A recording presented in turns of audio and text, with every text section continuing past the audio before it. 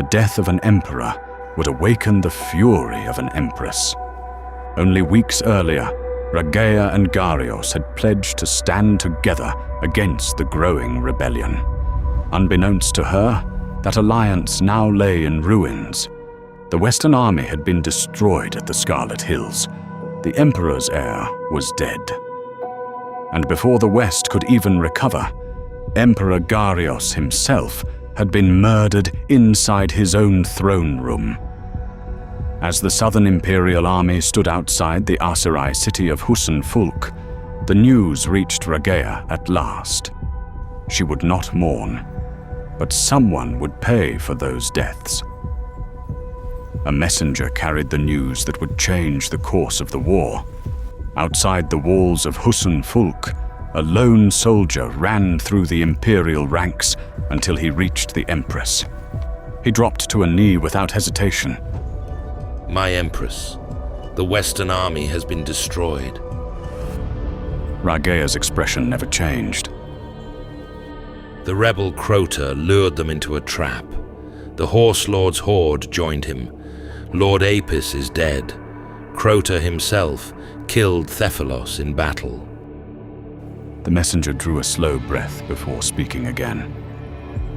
And Emperor Garios was assassinated inside his throne room.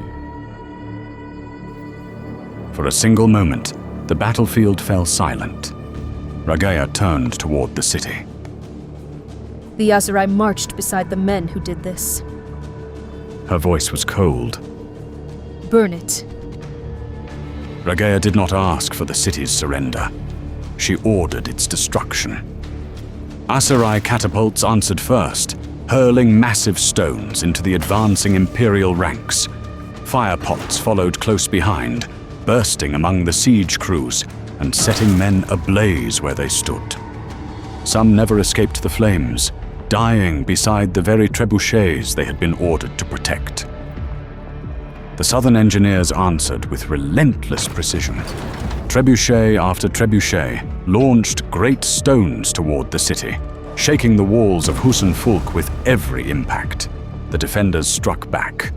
One Imperial trebuchet disappeared beneath a direct hit, collapsing into splintered timber as its crew scattered beneath the wreckage. Still, the bombardment continued. Then the tide began to turn. One enormous stone crashed directly into an Aserai catapult, tearing it apart in a shower of timber and fire. Rhagaea watched without speaking. She had no intention of wasting soldiers against intact walls. She would wait until the city itself gave her an opening. Then, with a thunderous crack, part of the outer wall collapsed. She raised her sword. Forward! The breach became a sentence of death. Southern legionaries surged through the shattered wall before the dust had even settled, where Aserai militia rushed forward to meet them. Shields slammed together as the first ranks collided, turning the breached courtyard into a brutal struggle for every step of ground.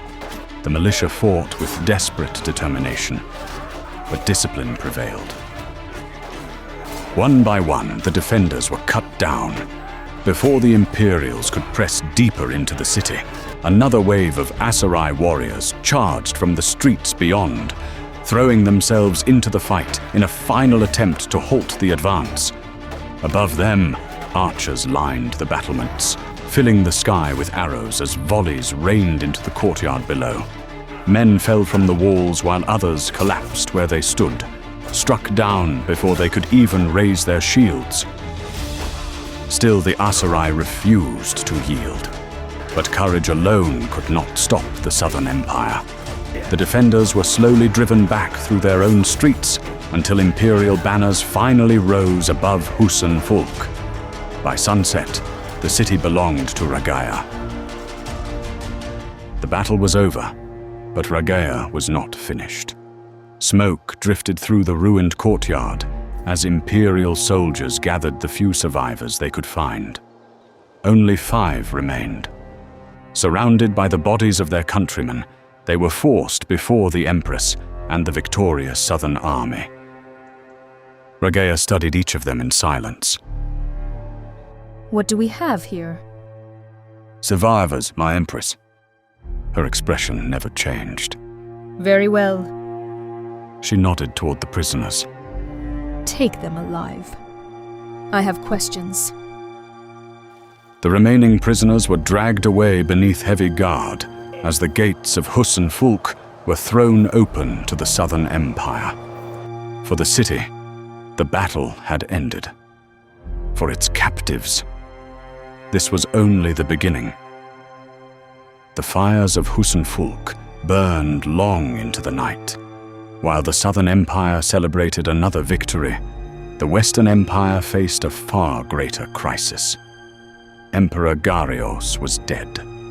His heir had fallen at the Scarlet Hills, and with no ruler left to unite the realm, the great lords of the West began gathering to decide who would inherit the throne.